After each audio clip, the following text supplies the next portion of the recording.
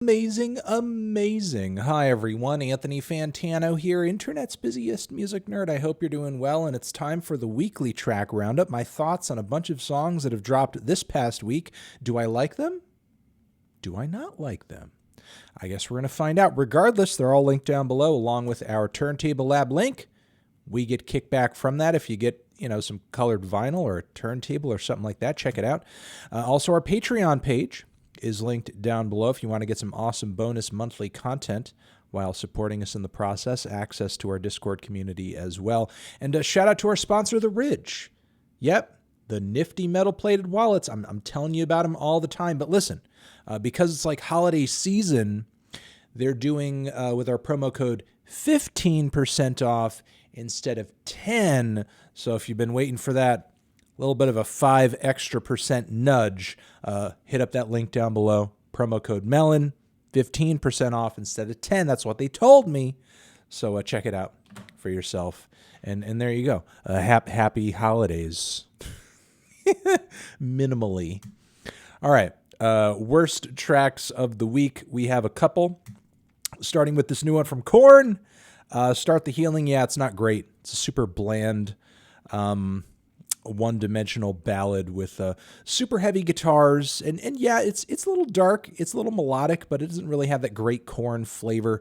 Jonathan Davis's vocals are pretty average and buried very deep into the mix. Fieldy's bass is doing little to nothing interesting. The guitars are blaring, and there are some organ rushes here and there, which is kind of interesting, but that's about it. It's a pretty forgettable track all around.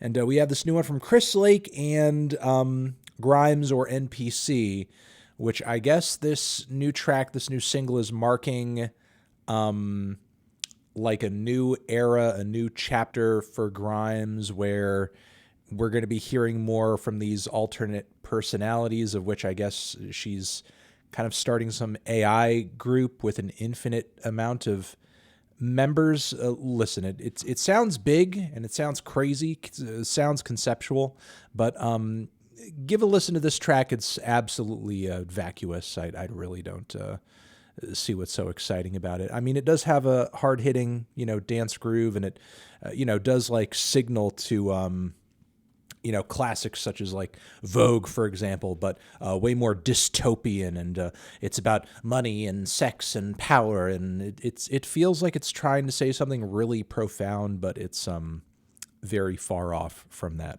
honestly. All right, meh. Let's move on to the tracks that I was on the fence about, but you might like them more than me. Let's check them out. We have Rick Ross, Outlawz, Jazmine Sullivan on the track, 21 Savage on the track. And it's okay. It's got a great beat. The Jazmine Sullivan chorus is fantastic.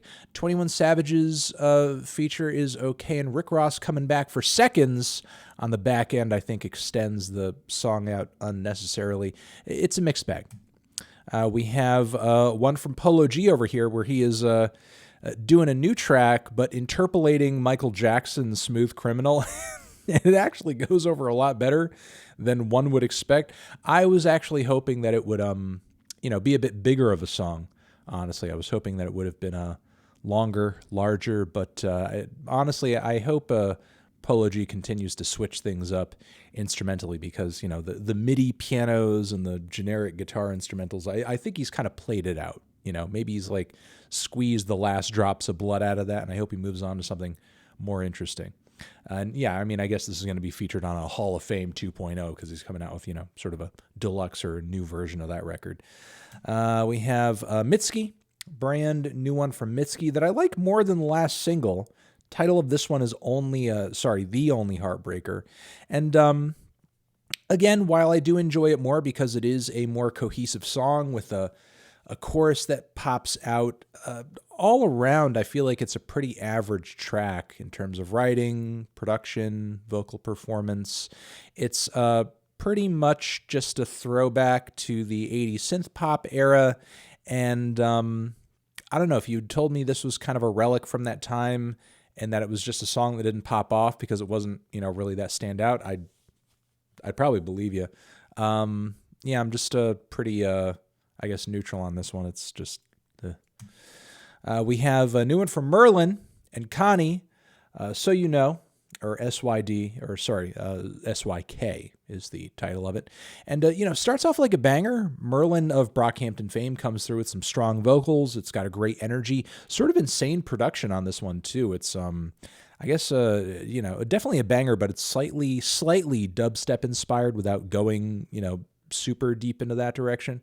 Again, it's heavy, it's kind of dark, it's atmospheric. Merlyn's voice kind of cuts through the mix fantastically. It just kind of stales out after a while, Merlyn's flow doesn't change up that much, and it doesn't really have, I guess, a part B that contrasts all that well from the part A, so sort of, I guess, like, it hits a wall at one point and kind of drags on beyond there. But, as far as like a debut single, it's not too bad. We have Lil Durk over here. A lot of heart on this track. It's just a little short, but for sure, try it out. Lion Eyes is the title of it. We've got DaBaby over here on a new EP, Smoking the Parental Advisory sticker there. The track over here, Roof, I'd like to point in your direction. It's listenable, but he pretty much approaches with the same exact flow that he's had for a couple of years now. And it's absolutely, I guess, average in that way.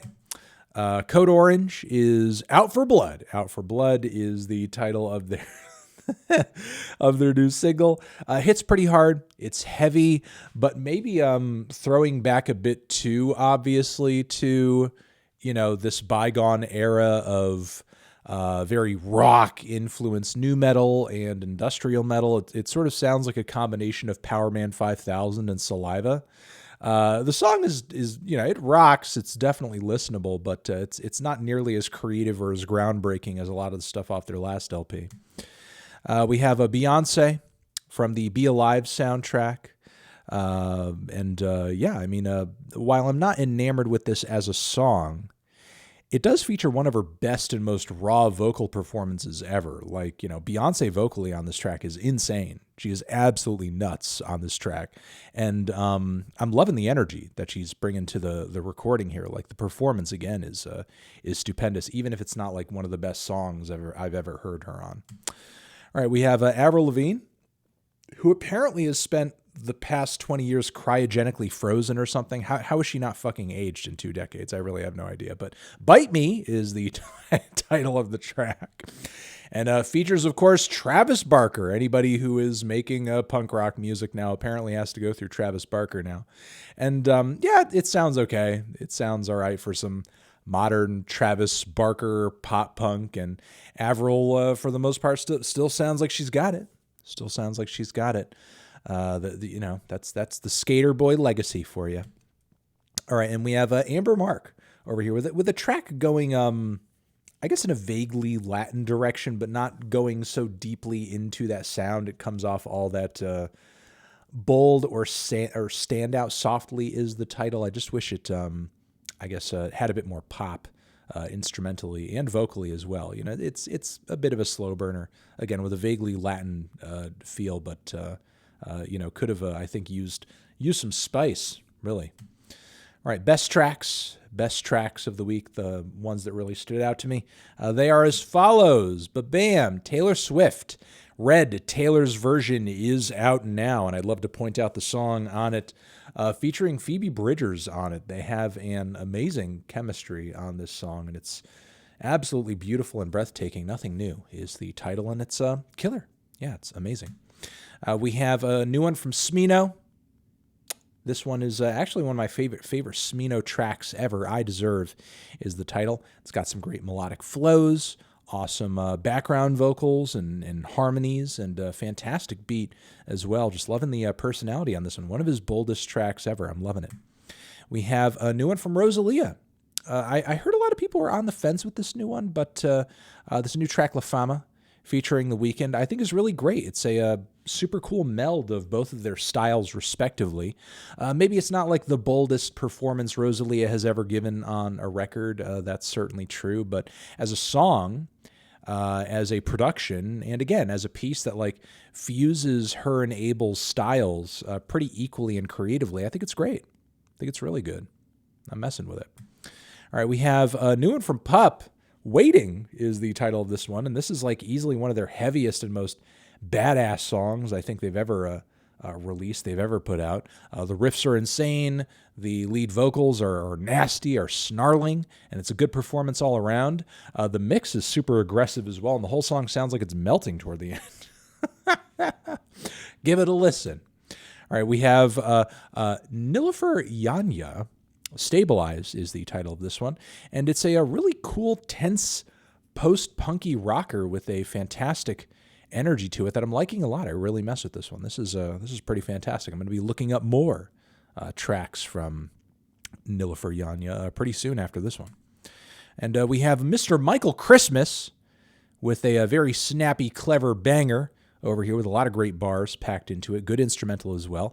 Paul Wall is the title of it. And yeah, Michael Christmas just continues to impress. He's a one-of-a-kind guy. Give it a listen.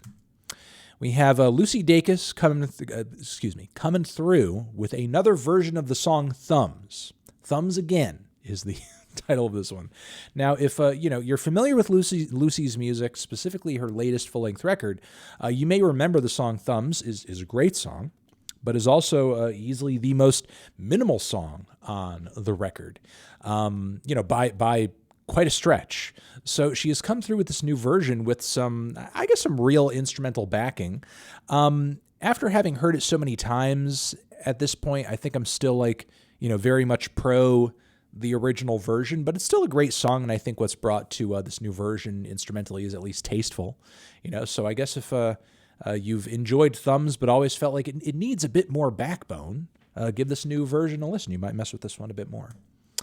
All right, we have Jenny Hval, new one from her. Jupiter is the title of this one. It's a lengthy, linear, dreamy, abstract, experimental piece of art pop with some beautiful instrumental swells. I think one of her best pieces in a while. And it's just wonderful. It's enchanting. We have Bonobo coming through with an amazing banger. Otomo is the name of this one. The rhythms on this track are insane. The grooves are so good. I'm loving it. It's really freaking good. Bonobo with a big W on the board off of this track for sure. And goddamn, Beach House. Holy shit. Beach House are going to be dropping a new album, but they're microdosing it. They're putting it out in 4 parts.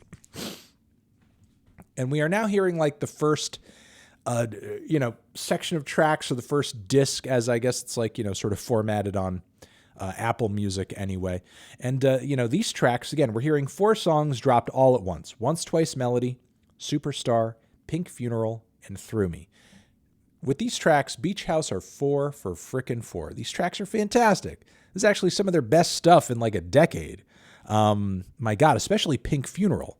That song, I think, is the most aptly titled. It's so eerie and so freaky. It's like dream pop, but like John Carpenter stuff mixed in there and a whole bunch of other stuff. There are moments where they mess with shoegaze and more progressive synth stuff. Like the sound play is fantastic. The songwriting is fantastic. I'm highly impressed. I'm excited about this new record. I mean, I was a little skeptical because like, who wants to hear an album put out in 4 goddamn parts? But honestly, if all the tracks like this are fire, if all the songs are as fire as these tracks, like, my God, I'd put it out any way you want, as long as I get to hear it at some point. So, I'm really excited because these 4 singles are great.